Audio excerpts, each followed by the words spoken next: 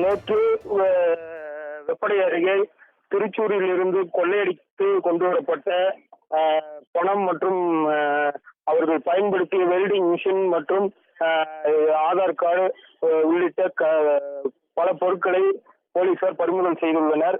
அது மட்டுமல்லாமல் அந்த ஏடிஎம் கொள்ளையில் ஈடுபட்ட 6 பேர் மீது 6 பிரிவுகளின் கீழ் வழக்கு பதிவு செய்யப்பட்டுள்ளது.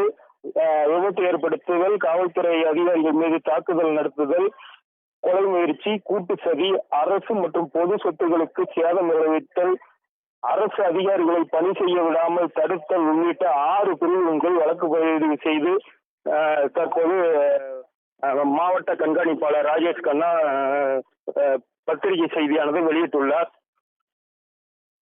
இது மட்டுமல்லாமல் கர்நாடக மாநிலத்தில் இருந்தும் தற்போது 6 பேரை விசாரிக்க கர்நாடக போலீசாரும் வெப்படை பகுதியில் வந்துள்ளனர்.